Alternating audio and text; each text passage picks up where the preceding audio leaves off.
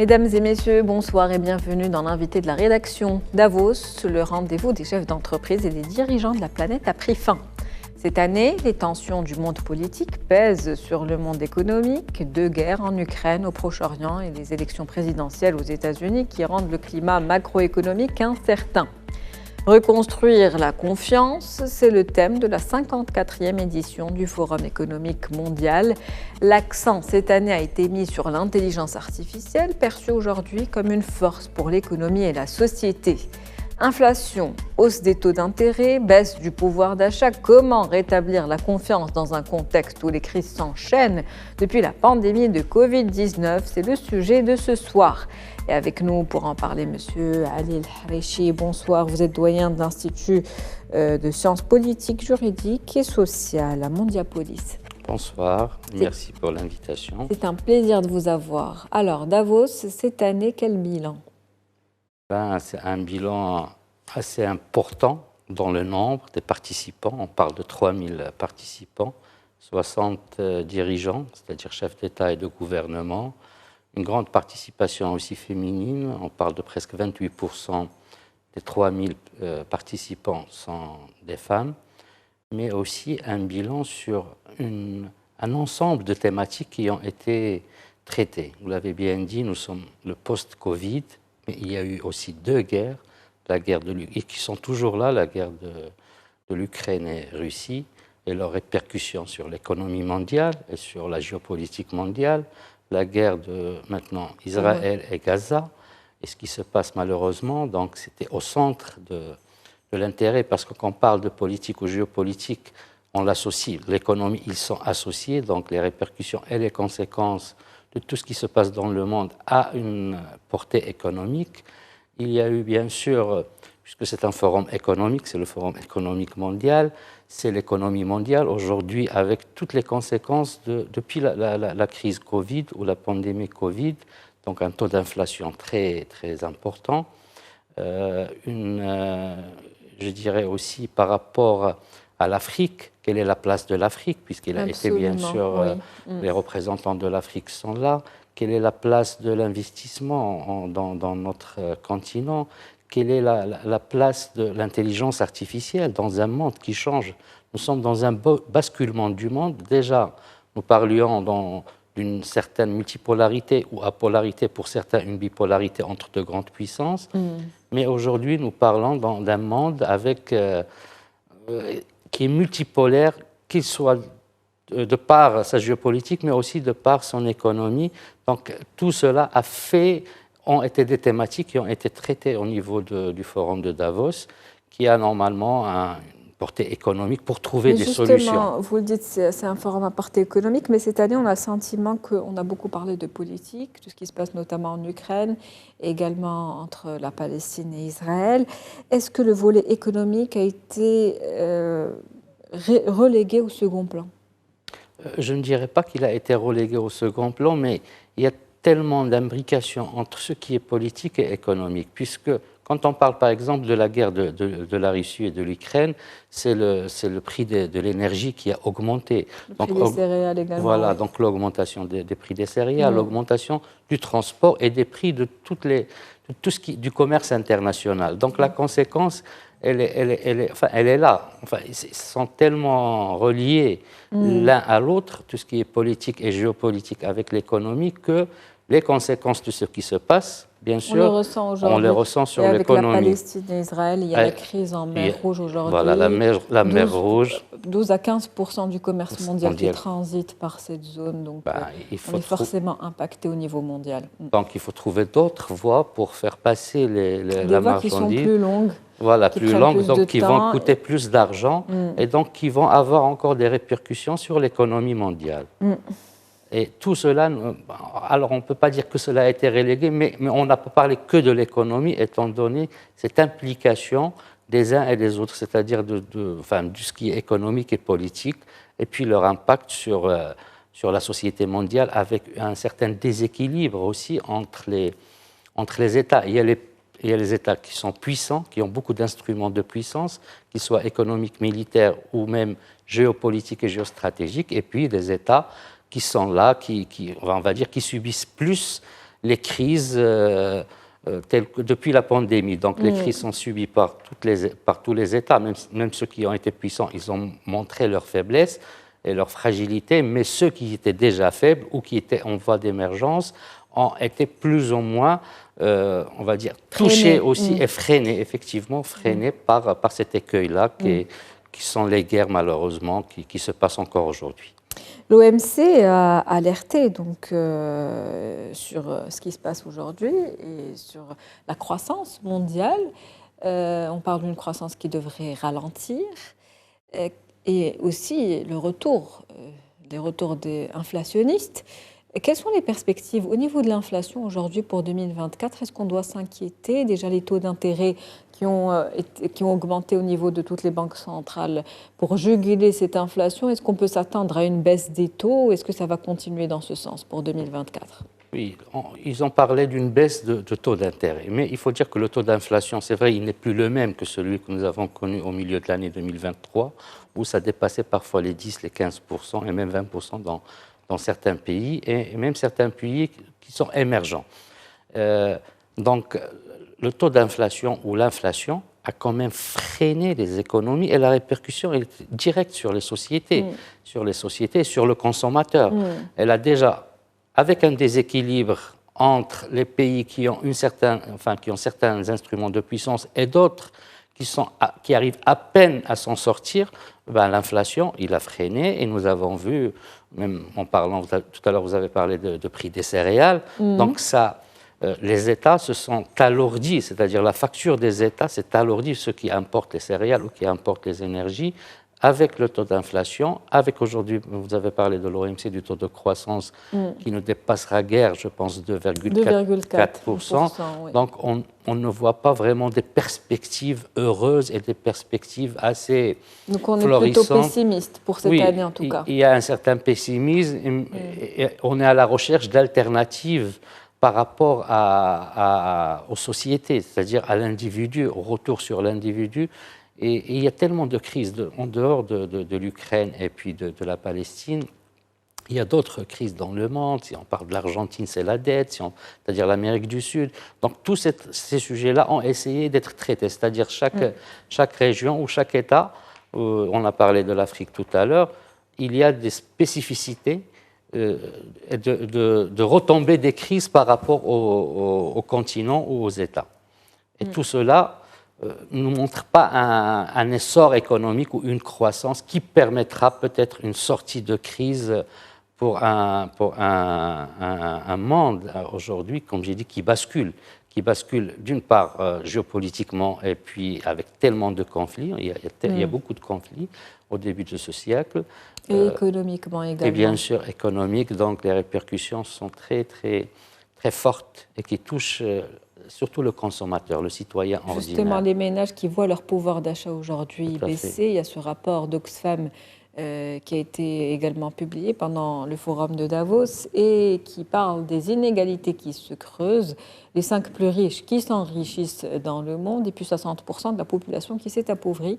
Et il y a ce chiffre de 800 millions de personnes qui ont maintenu en fait leur salaire sans qu'ils ne soient adaptés à l'inflation dont on parlait tout à l'heure. Et donc, oui, voilà, un salaire qui est maintenu, mais les attentes, c'est-à-dire l'augmentation avec le taux d'inflation, même si les attentes... Même si les salaires sont maintenus, mais le pouvoir d'achat continue à baisser.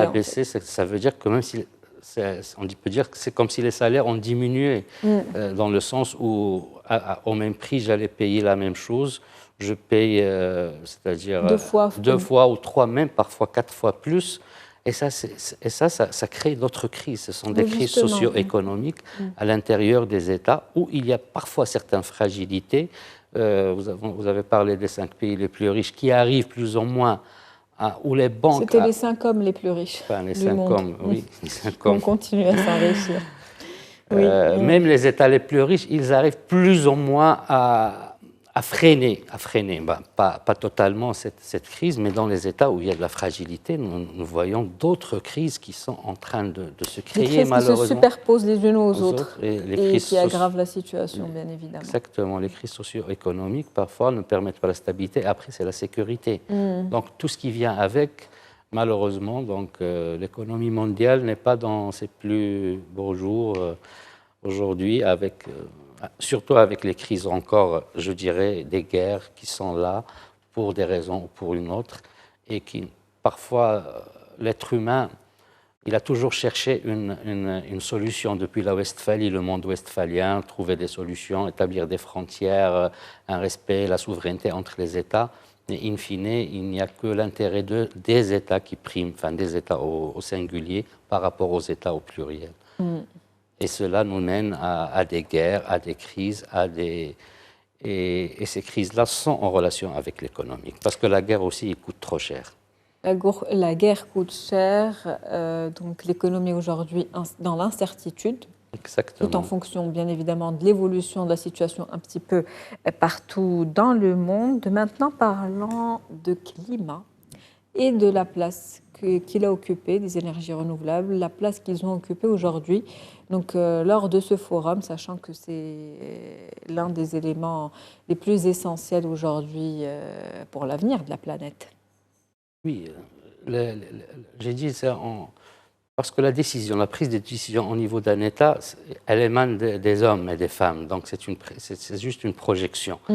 On parle des énergies renouvelables. Parce qu'on n'en a pas assez parlé justement lors de ce forum, selon en tout cas les ONG qui militent pour tout à fait, les ils ont causes raison. environnementales. Quand on voit toutes les études c'est-à-dire le remplacement ou le switching vers les énergies renouvelables, ça ne se fait pas réellement. Ça se fait sur de très très long terme.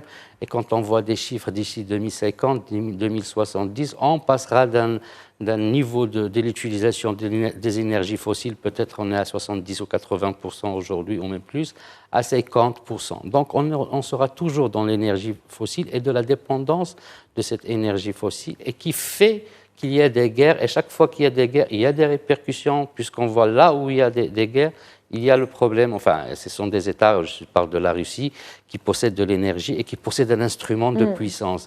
Donc, les énergies renouvelables, on ne voit pas qu'on est devant vraiment un défi climatique, et un défi climatique qui est très sérieux. Très sérieux.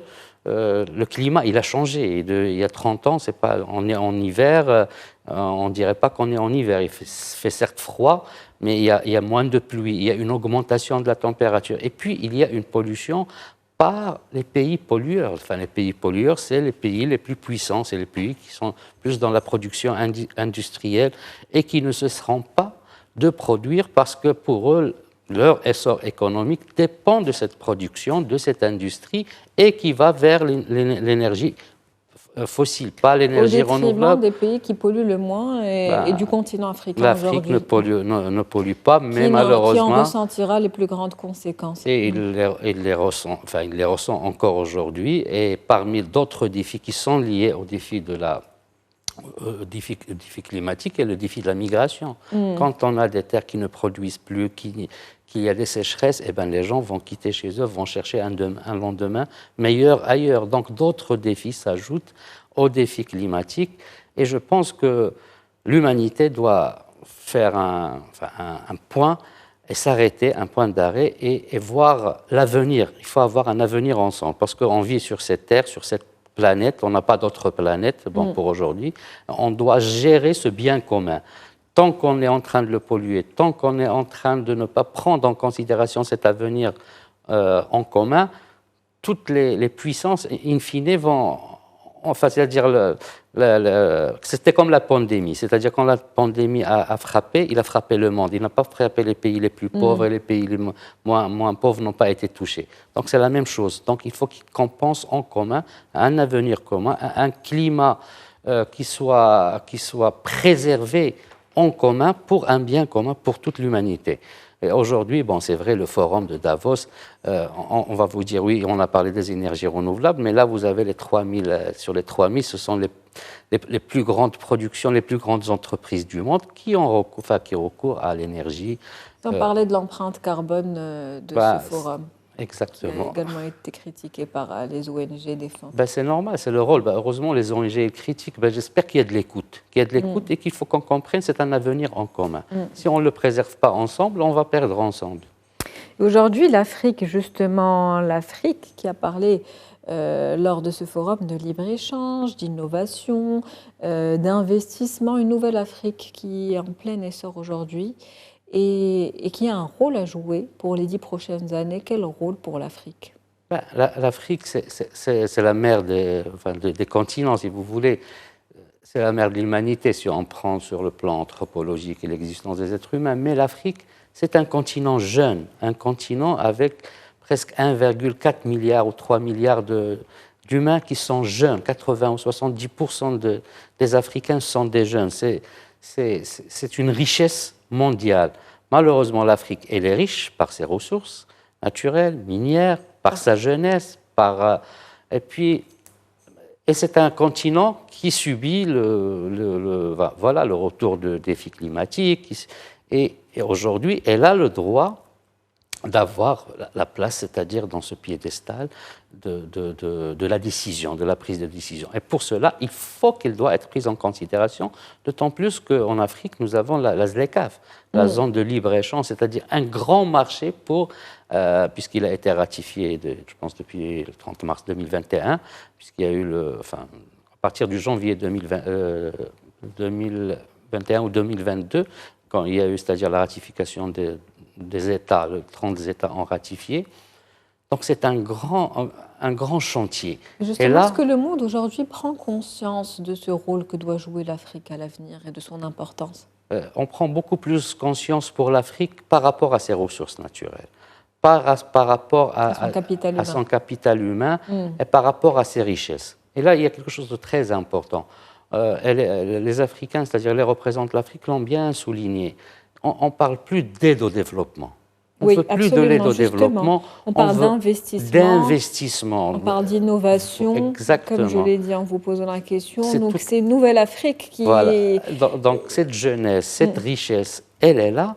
Et puis, il faut investir. Il faut investir en Afrique pour la mettre sur le même pied d'égalité que les autres continents, d'autant plus qu'elle a toute la puissance minière, naturelle, humaine pour aller de l'avant. Et toujours, je parlerai toujours d'un avenir en commun. Donc, il faut que les dirigeants mondiaux ou ceux qui prennent en considération le continent africain. En tout cas, lors de ce forum, le Programme des Nations Unies pour le développement a présenté à Davos une somme qui sera mobilisée de 1 milliard de dollars qui seront investis dans les start-up africaines, justement. Qu'en pensez-vous?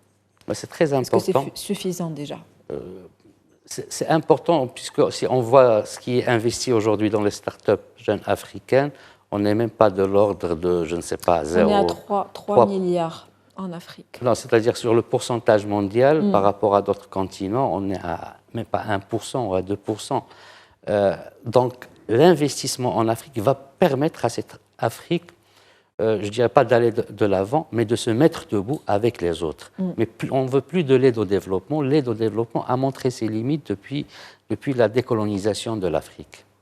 Donc, investir et donner la chance à cette jeunesse de se mettre debout et de diriger leur nation et des sociétés qui sont productives et qui ne sont pas dépendantes, parce que finalement, nous n'avons pas à être dépendants d'autres pays, nous avons toutes les richesses, et humaines, naturelles, pour aller de l'avant, ensemble, avec les autres. Donc il faut donner cette chance à l'Afrique, et c'est pour le bien de tout le monde.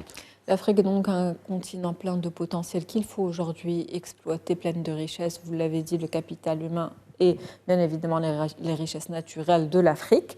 Parlons maintenant de l'intelligence artificielle qui a été au centre des débats cette année et dont on parle aujourd'hui. Cette Afrique qui doit aussi s'adapter à ces changements qui viennent avec l'intelligence artificielle qu'on vit déjà aujourd'hui. Quelle place occupe aujourd'hui l'intelligence artificielle? On a parlé de potentiel, mais également de menaces. Que pouvez-vous nous dire là-dessus?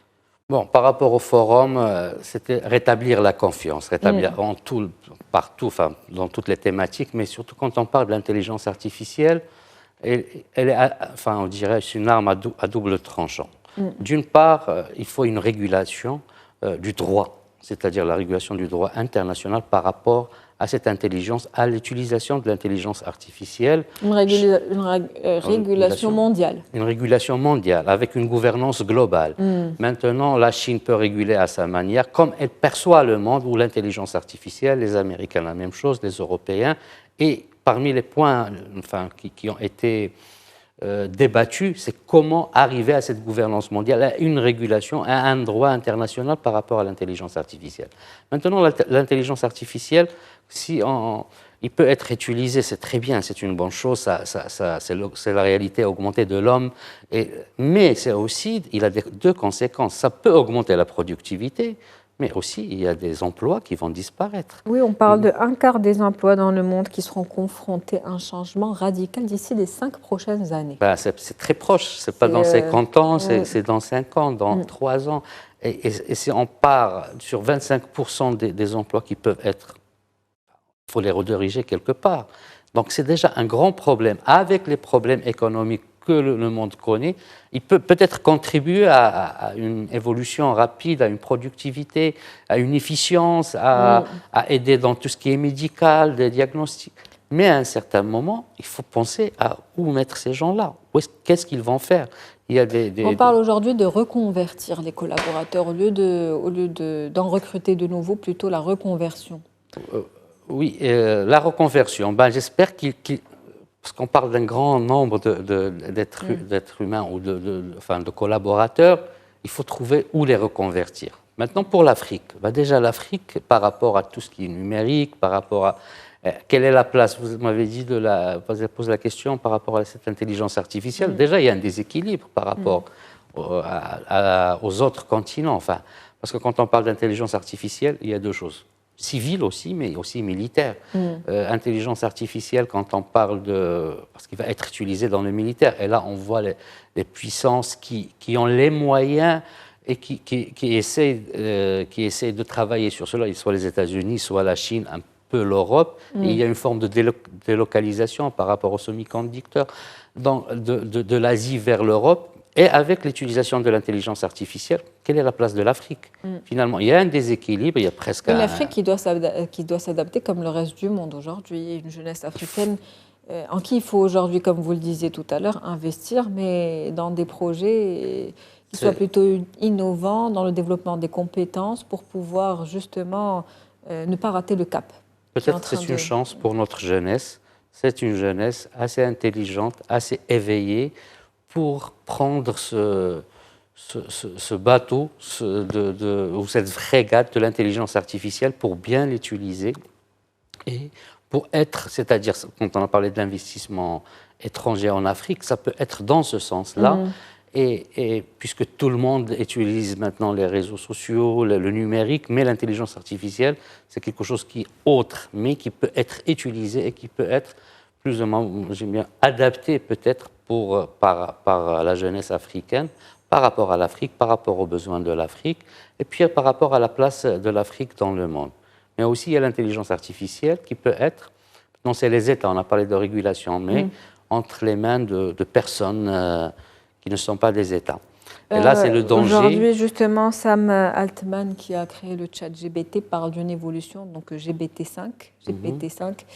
Et ça sera un outil donc, qui va donner des réponses adaptées aux utilisateurs, donc à leur environnement, au pays dans lequel ils vivent, par rapport aux règles culturelles. Et en fait, toute réponse sera adaptée à l'utilisateur au singulier, ce qui peut, c'est vraiment dangereux, c'est une menace parce que ça va creuser les clivages entre les personnes. La notion d'information universelle n'existera plus puisque toute réponse sera adaptée en fonction des exigences de chacun. Et d'ailleurs, dans le rapport du Forum économique mondial, celui de 2024, la désinformation avait toute son importance, notamment avec l'intelligence artificielle, les réseaux sociaux. Donc, c'est une situation qu'il faut vraiment pouvoir, comme vous le disiez tout à l'heure, réguler pour ne pas tomber dans les revers et dans l'arme tranchante de l'intelligence artificielle, justement, de cette deuxième face qu'on ne voit pas souvent, mais qui est terrible. Vous avez raison, cette deuxième phase qui est tout à fait terrible. D'abord, il faut que l'État régule, et après, quand cela tombe entre les mains d'une personne. Vous savez, quand ils ont inventé il y a un siècle et demi, je ne sais pas, ou il y a quelques siècles, la poudre, l'arme nucléaire, on ne savait pas qu'il peut tomber entre les mains de criminels. Et pour l'intelligence artificielle, on parle aussi de cybersécurité. C'est-à-dire, il y a déjà le problème de cybersécurité qui existe. Maintenant, si on implémente l'intelligence artificielle à cela, comment cela peut être utilisé par une personne? On ne sait pas quelles sont les limites de l'intelligence artificielle. Qu'est-ce qu'on peut faire avec l'intelligence? Est-ce qu'on peut fabriquer des armes biologiques? Est-ce qu'on peut fabriquer, en dehors des réponses qu'on peut avoir, quelles sont les limites de l'intelligence artificielle et puis de celui qui manipule l'intelligence artificielle? D'autant plus que vous avez dit tout à l'heure que cela est adapté à la personne. Donc, est-ce qu'il y a quelque chose de l'émotion? Est-ce que l'émotion est prise en considération dans l'information ou la mésinformation ou la désinformation qui est donnée à la personne? Et c'est là on ne connaît pas du tout les limites. Ça peut apporter dans la productivité avec toutes les conséquences parfois économiques qui sont bonnes, mais aussi il faut voir la reconversion des gens. Mais parfois, quand cela tombe entre les mains de personnes malveillantes, on ne sait pas quelles seront les conséquences. Donc il faut faire très attention et être très vigilant avec l'intelligence artificielle. Ça va de l'éthique de l'utilisation d'une nouvelle technologie. Donc l'intelligence artificielle qui peut être une force, mais il faut rester vigilant, c'est sur ces derniers mots qu'on termine cet entretien avec vous, Monsieur Ali El-Harechi. Merci. Je rappelle que vous êtes doyen de l'Institut de sciences politiques, juridiques et sociales à Mondiapolis. C'était un plaisir de vous avoir. Le plaisir est pour moi. Merci. Fin de cet entretien. On se retrouve demain pour un nouvel invité. Bonne soirée. Merci pour votre fidélité.